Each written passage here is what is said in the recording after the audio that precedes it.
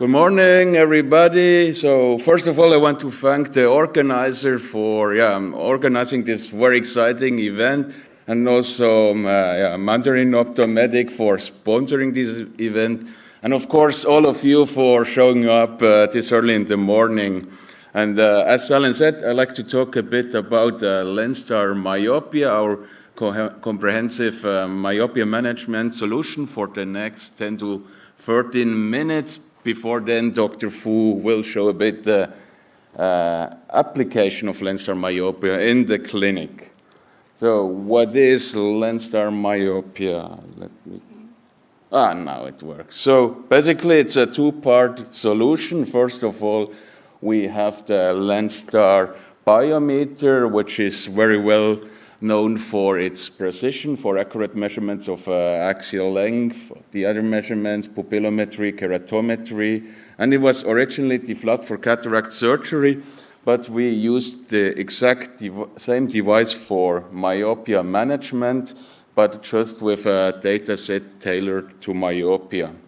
Now the second part of the solution is the management software. Maybe it's even the more important solution in our days. And since you're probably not really aware with the application, it's just quickly gonna show you the most important parts. And our myopia management solution has a really nice user-friendly interface. First of all, we have a part with refraction data.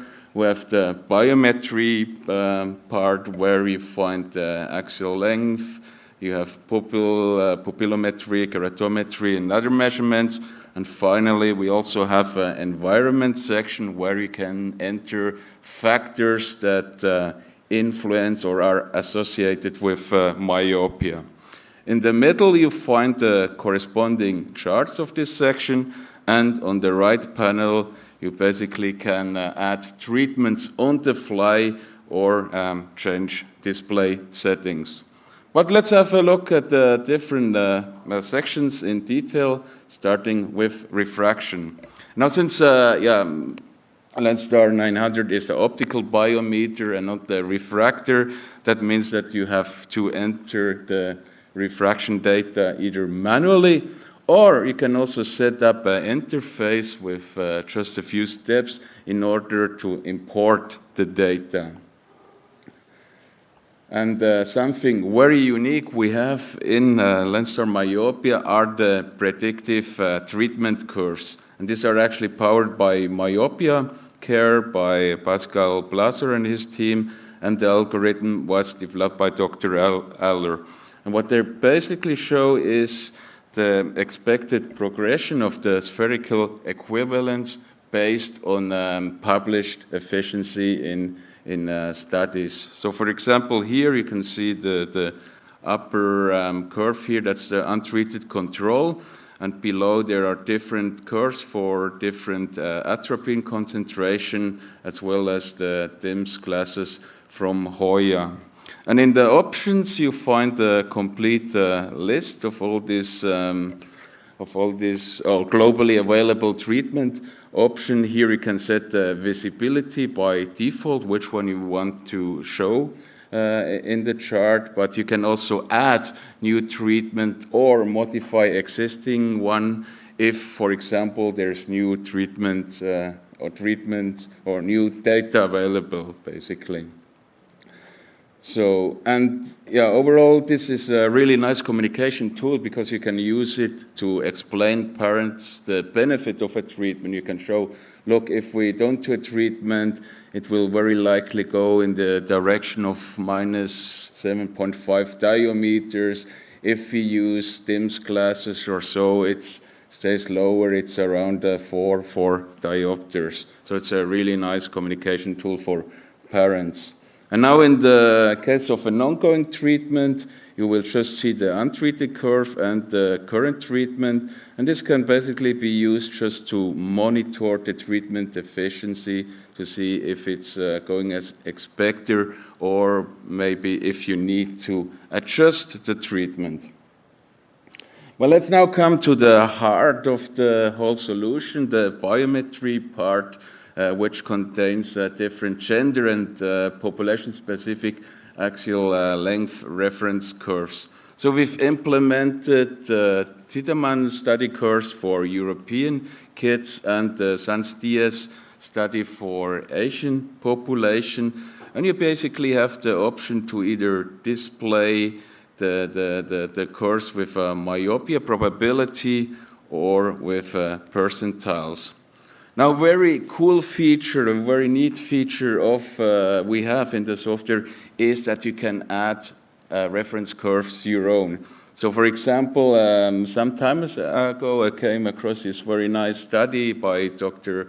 He and colleagues from 2021, and they also looked at the Chinese children between the age 4 and 18, and now compared to the Sanz-Diaz study, you can see there are much more data points. It's data points for every year between the age of 4 and 18 for boys and girls.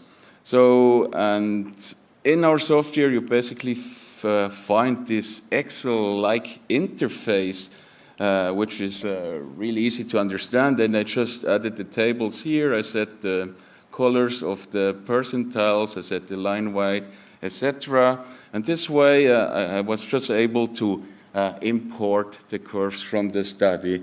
And what I want to show with this is really that if there are population-specific or regional reference curve available from your region, you can just simply add them, and that's really the way we have to go, because when we compare now these curves to the other one from Sanz-Diaz, so this one is from Shanghai, the other from Wuhan, you see there's a difference in the reference lines, and I'm completely sure also in Singapore they will be slightly different. So probably in the future we will see more studies with more published reference curves, and so you have the possibility with the software to just simply add and to fit your local population. Now another very nice feature we have, and that's exclusively available for Haag-Streit, is the AMC chart by Professor Kaimak, who was unfortunately not able to attend today. So what's AMC by Kaimak? It's also looking at the axial length, but it's a bit different because it shows the growth rate, the growth. So not the value, really the growth rate, which is normalized to 1 year. And the idea behind this is actually that despite having population differences, it's of course not possible to reverse the axial myopia or the eye growth, but you can normalize the growth rate. You can bring it back to a normal growth, and that's what is also reflected in the study. So basically here you can see the dashed line, that's the physiological metropic eye growth. Green in general means normal growth. Moderate, here orange, that's moderate axial length growth. In this case, therapy is not recommended. And in case of red or orange, it means it's fast growth and therapy is strongly recommended. So, and the therapy goal should always be normal eye growth, and this chart can really help to identify that. So let's go back again to the application. Here you can see now example. So first of all, here there was without treatment, very fast growth. Then treatment of 0.01% atropine was initiated. You can see the growth rate reduced to moderate growth, but it was still a lot. So the concentration was enhanced to 0.05% atropine, and you can see after this the growth rate went to normal growth. So yeah, all in all, it's really a nice tool to see, first of all, if treatment is required or not, but then also to monitor the treatment efficiency, but also to communicate, because even if parents don't understand, they understand the traffic light scheme, green is good, red is bad. And last in this section, we also have like environment, so with factors that positively or negatively affect the development of myopia. And that's just a tool basically to motivate parents to add additional measures like motivate the children to go outside to reduce the speed of myopia development. And finally, basically just with one click, you can generate comprehensive patient reports that contains all the data, all the measurements, all the charts, and importantly also additional information on the topic of myopia and the treatments, which is also fully customizable. So it's another great tool to communicate with your parents. But I know that Dr. Foo will talk about this a bit more in detail, how she uses it in the clinic. So I stop here. Just last but not least, I want to quickly mention that our software can be integrated in your existing IT system. If you like, we can make connection to your EMR, so you can avoid like manual transmission errors and so on. So that's all of it. I hope that I could convince you that our myopia management solution, Lenstar Myopia, is a cool solution for your clinic, and if not, I'm sure that Dr. Foo can convince you now. So thank you for your attention, and Dr. Foo, the stage is yours. Thank you very much. Next we'll have Dr. Foo Lian speaking to us. She's a distinguished eye surgeon and consultant ophthalmologist at the Singapore National Eye Centre, where she leads the myopia service as clinical director. She's known for her expertise in myopia management and is widely recognized as an authority in the field. In addition to her clinical leadership, she serves as a clinical assistant director at the Duke NUS Medical School, where she plays a key role in shaping the next generation of clinician innovators. So with that, Dr. Foo, please. Many thanks, Alan, for the kind introduction, and thank you, Jason and Mandarin Optics, for the kind invitation for me to be able to speak at this conference.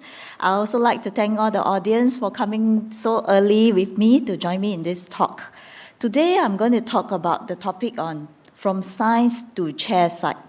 As you have all heard yesterday, we have been focusing a lot about the scientific, evidence-based myopia control treatment.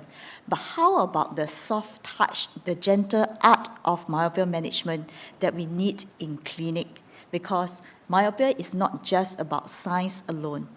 There's also an art side to it.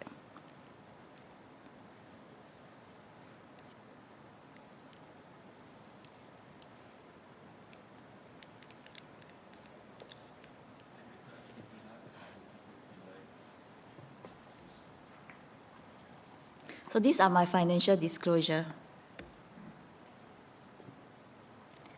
So essentially, what are the various aspects of myopia management?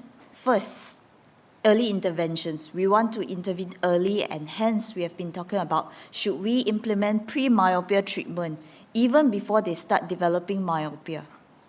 Second, we would like to implement personalized treatment because every child, every eye is different.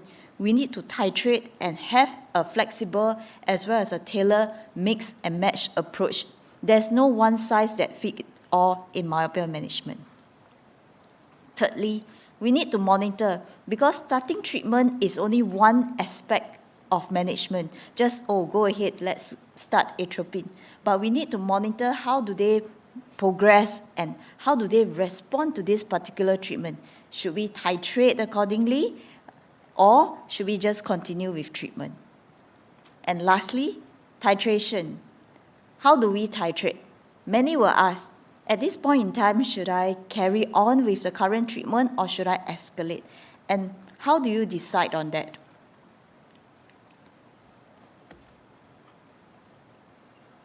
So what is the current trend that we are facing in terms of managing myopia?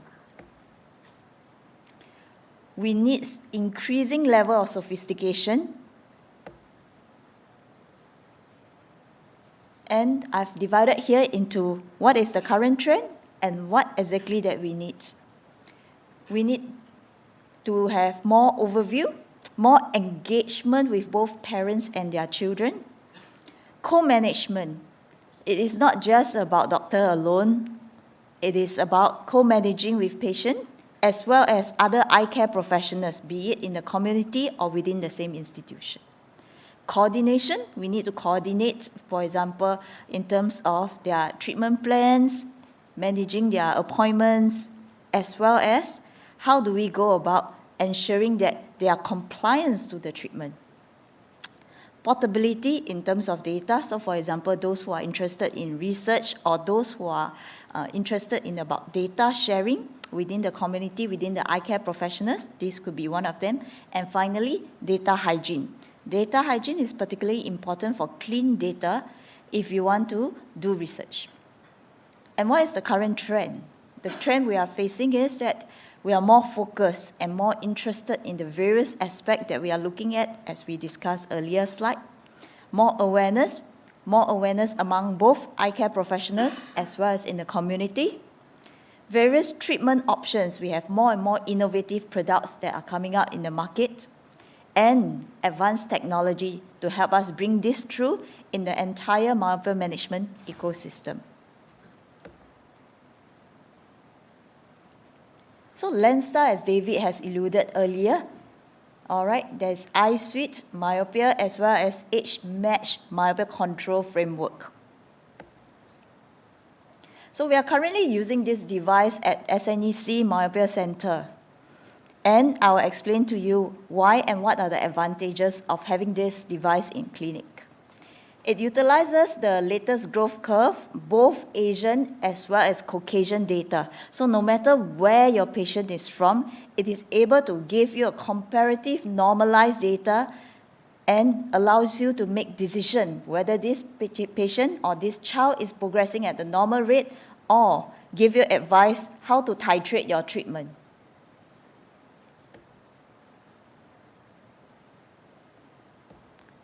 So what is the AMMC framework? It is an age match, and their axial length and spherical equivalent is based on normalized data so that you can have a growth chart and your own data to compare with. It has a broad demographic database, as mentioned earlier, both Caucasian as well as Asian data, and is tailored to patients' age as well as state. Allows simple, clear visualization.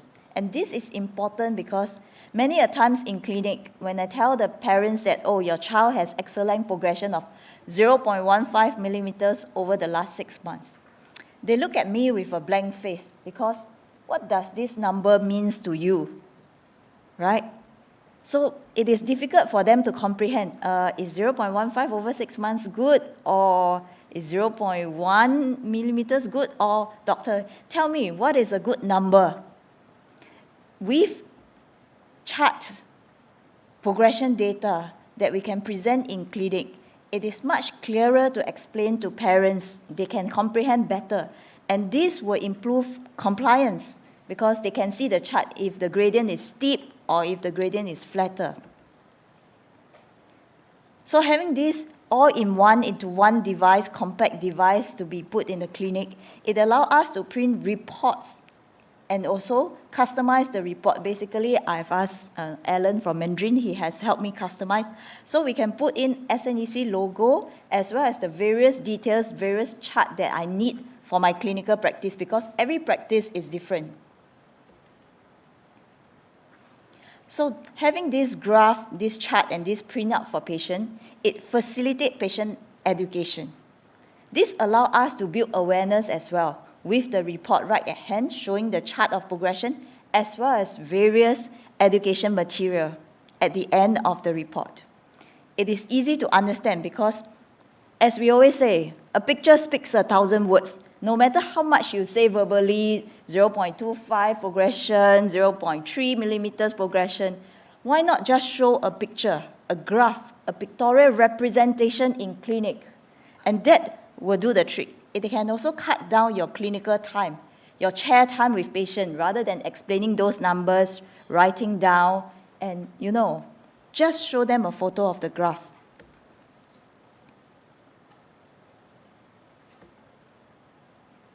And this is a sample of the report that potentially you can customize and print in clinic.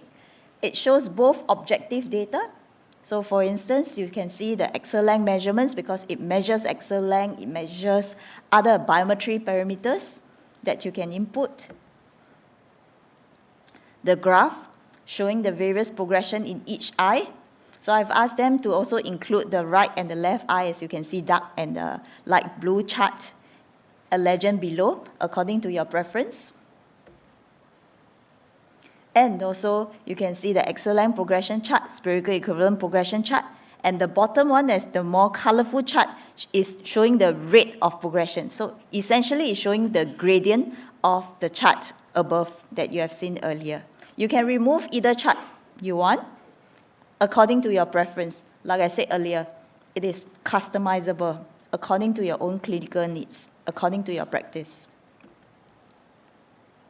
And so this page, I will show the various treatment from the various dates. So for example, the patient is on glasses, followed by subsequently switch to combination therapy. It can be listed out.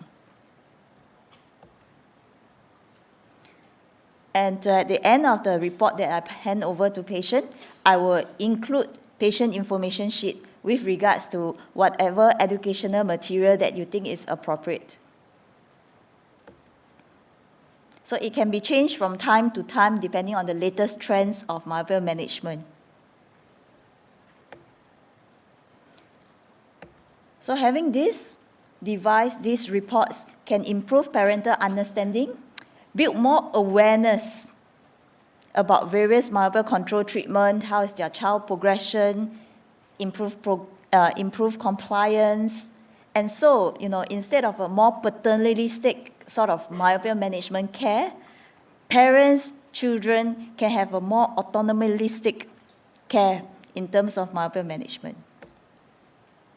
And urgency enhances decision-making. So sometimes when you recommend, let's start combination therapy, and parents will be like, is this too overkill? Should we just go slow and so forth? But if you have graph, if you have figures to justify your clinical decisions, it makes the decision-making from parents as well as clinicians a much smoother journey.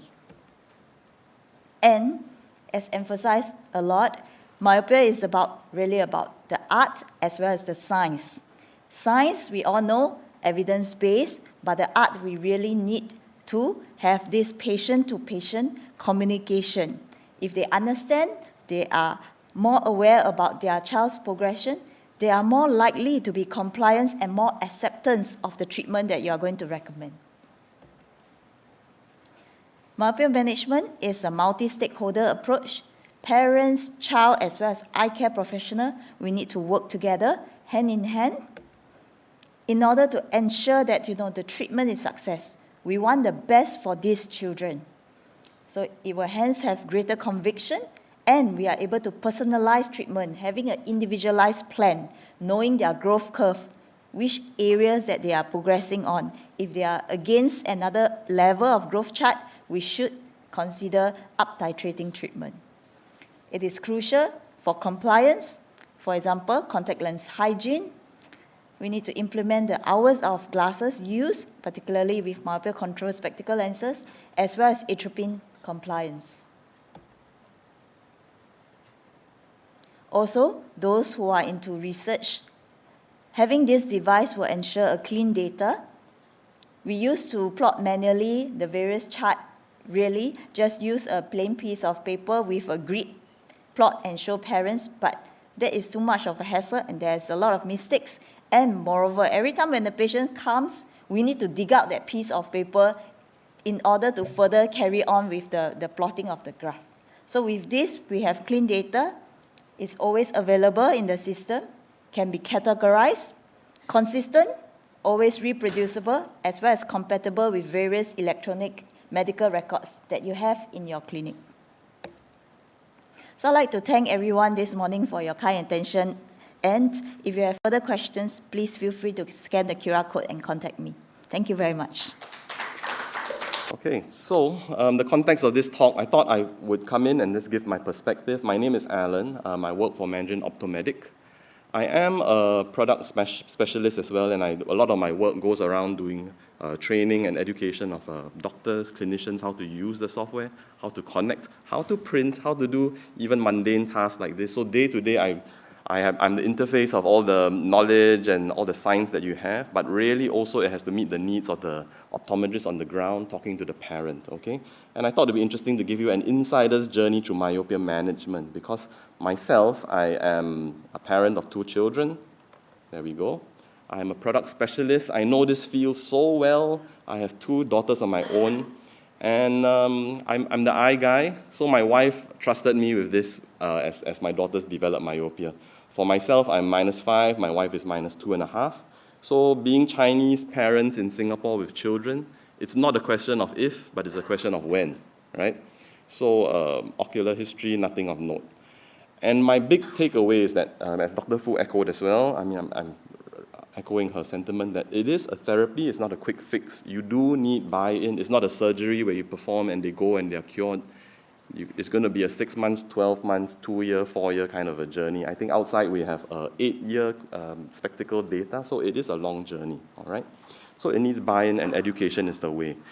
Right now, allow me to jump in and switch to my children's data, and I'll talk you through this. It's a little bit messy, but let me switch it out now. So I have 2 daughters, 15 and 17. And let me just orientate you to this as we can see, okay? And then I'll just tell you what I see, and then we can look at it together. So this is the biometry graph. On the left, that's the axial length. Below is the year and the age. Okay, so knowing that they're probably going to develop myopia at some time of life, at 4 years, in May 2012, at 4 years old, we brought them for our eye screening. We got biometry done. Of course, they're too young to be on the chart, but that's it. We did an examination of the eye. Everything is good, everything is clear, parents are happy, and we go, okay? Fast forward, okay, on this graph, it's really nice as well. Besides the paper, on the screen, it's really nice because there is an interval of 45 months. If you look at this number here, fast forward to February 2016, at 8 years of age, this is the axial length. This is the change in axial length, all right? Over 45 months, 1.62 in each eye. Then like, okay, interesting. So now on the graph, we are sitting at the 90th percentile. You can talk about that. At this point of time as well, the refraction is almost -2, spherical equivalent. So of course, they are wearing spectacles already, and the decision is made, okay, let's start atropine. So that's the purple region here. I just use the 0.025 as a indicator, but during this time, trust me, we tried quite a few strengths. We titrated up, and it didn't respond so well. And when I look at that, I mean, when I talk about that, look at it. So 3 months later, we came in, and we saw 0.2 increase. In 3 months, that's pretty bad. So in a year, it's 0.8. Ooh, that's not nice, right? And we can see this as well in the steepness of the graph compared to the reference curve. So it's growing pretty fast, faster than we'd like. We come back and we start looking at the curves, right? I'm not sure why there was a little bump, but that's what we see. And I think the decision in my mind as a parent where I said, oh no, this is really not working, was when we actually crossed -3 in the refraction. That was when I said, let's do something. And of course, as a dad, being a little bit slow, it took a few months till this point, right? But the decision was made, okay, let's stop atropine, let's do something else. And I brought them to a good friend of mine to do Auto-K. So in September 2018, the decision was made to stop, okay? And we started Auto-K. It was still climbing a little bit, and we can sort of see it flatten over here. So whether it was finally at 11 years old where the Auto-K kicked in, or maybe that the growth spurt started slowing, we will not really know. But I think we can agree when we look at this, probably by February 2020, we can call it that, okay, things are flattening, and we go all the way till last year, in June 24, 16 years old.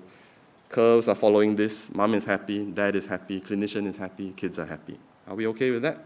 And that's the very quick note. So atropine, September 2018 that we stopped. Auto-K, I would say February 2020, somewhere around here. So it's also interesting to present you siblings, anecdotally. It's hard, probably a little bit difficult to find lots of scientific studies on this. That's why I think there's a little bit of an art to it. Allow me to walk you through. So same time when big sister was 4, little sister was 2. And can we just take a few seconds to appreciate that these amazing optometrists could do biometry on a 2-year-old. They could also do fundus photography, air puff tonometry, and she was pretty happy. That's pretty good, okay? So again, not on the charts, but there we go. 64 months later, at 7 years old, boom, there we go. Middle to upper refraction was 0, but given the older sibling, myopia, parents myopic, let's start 001 atropine, okay. Easy, parents don't fight you on this at this point. By showing the data, they understand. But now that we started poking the bear and we look at the data, 6 months later, 0.42, 0.8 a year. We can click over to the age chart as well. Maybe 0.4 at 8 is not too horrible yet, but it's still pretty high, right? And I think we came in within 2 weeks, so that's why it's a 0-month interval. Things are there, and it's climbing. We are breaking through categories again, so that's bad news. As a clinician, that's not really nice to see as a parent and all. And again, in May 21, at 11 years, they said, okay, doesn't seem to be working as well, let's stop. And in 2021, this was about the time where defocus lenses started coming on the market. And the little one said, I like my spectacles. Can I wear spectacles, Dad? And I said, okay, sure, let's do that. So we switched to DIMS, okay? I'm not sure, there's probably more data, but I missed it out on that, but we did this over here. And I'm kind of hiding it because the little spoiler is that we can come back 29 months later in November at 13, and this scary thing has occurred, right? At this point, as a clinician, patient is sitting in front of you, father is grumpy, mother is grumpy, the kid is not doing well, right? So what do we did a bit of troubleshooting. We thought about that. I looked at the right side of the spectacles, the lens, is it good? Maybe something is scratched. No, that's good. The fact that one eye behaved and one eye went a little bit crazy, I think that the spectacles were all right. Okay, but that also allowed us, having data there, that you could talk to the parent and get the buy-in as well. We could ask questions about any change in hairstyle, is the hair covering an eye? When they're doing studying at home, are they doing some strange habit where they're tilting over? In class, now, is she sitting in the far corner where she's always turning at the teacher, right? So these were questions that actually allowed the art of myopia management, that is not just the science. Now you can start to explore now, and the parent gets a chance to see that, you understand what I'm thinking about, you understand me, I'm invested in this, right? And it was at this point, okay, finally I could even bring it to my 13-year-old, 13-year-old, and said, my dear, spectacles are not the answer. She could understand it as well. Let's do auto-K, and that's where we are. Things came down, so that's nice. And up till recent, just last month, we brought her for an examination. So if we really, really zoom in, I also like to look at the gradient of the normal growth curves and look at how the patient is doing. So this is kind of okay. The left eye might be a little bit of a worry. We want to keep an eye on that. So is that all right? I just want to give you an overview of what I see when I look at this kind of a software. There's probably pearls and nuggets in there that you can actually dig. I think Dr. Foo and many practitioners use a printed report, which is great as well. One step further would be that if you have the software on the screen, clicking around, talking about it is actually even more effective, and it helps with the patient counseling. So that's all I have for now. Thank you very much. I'm happy to take questions. So that's actually the end of the symposium. Right now, we have time for question and answer. I invite the audience, the microphones are there, Dr. Foo, Dr. David, and myself. If there are any questions, we're happy to answer. Anyone? If not, Dr. Foo, may I ask you a question? You guys have, I did work with you, and you all have started using the report in your private, for the private patients. Anecdotally, in your experience, how has this helped? Because I know previously you were using an electronic medical record, and then now you do have a paper to help as well. Right, Alan, I think that's a great question. So maybe I bring back to the history on how we managed myopia in the past. So before we go on to medical records, we actually started with hard copies. So we have a chart that we manually plot because we know that just by telling patients the numbers, how much they progress, 50 diopters, 0.3 millimeters. No worries. It doesn't really, ring a bell to them. They need to see something. And as clinician, we also need to see the trajectory as well. How much are they, progressing, rather than to keep clicking onto the previous visits to do manual mathematics to see, what is the rate of progression and what is the axial length progression like. So when we have the piece of paper, we plot and then we show, it really does improve in terms of clinical management, the art of explaining, because they see manually that the chart, the trajectory that their child is progressing. But there's a lot of downside to having the manual piece of paper. First, it can go missing anytime. So every time when the patient comes back to clinic, we need to search the folder. We file them by alphabetical order, and sometimes they'll come back to you and say, we couldn't find the chart for this patient. So we need to get the new chart and then plot, and it is a lot of work, especially we all know that myopia patients come back for multiple visits. It's not just one or two. You need to plot all the way back to the various number of years that the child has been visiting your clinic. And also, it takes out a lot of time in clinic, because after you use a device to make the measurements, and then you need to translate it into another form of information sheet to plot it out. So a lot of double and triple work around. It is not efficient. So after that, we move on to EMR, medical records, all right, via the electronic medical records. But this is because we have inbuilt this Citrix system. It's just a software system that is built to store all our medical data. And so we thought, might as well we just implement a module, change the algorithm a bit to add on the plotting of our axial length and the spherical equivalent. But we realized that it is also not enough, it is not efficient at all, because our EMR records doesn't measure the device directly, the axial length or this.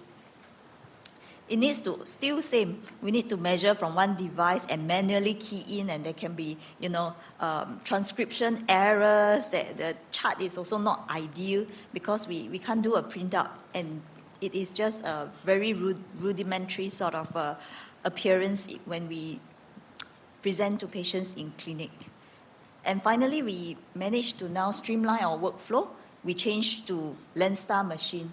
So Lenstar allow us to both take measurements, store the data, as well as able to have a pictorial as well as a numeral rapid representation that we can do in clinic. So we just print it out. This is the report that you can bring home, and it works well for both eye care professionals as well as parents. They understand, and it also, with the growth curve, it also allow us to make clinical decision.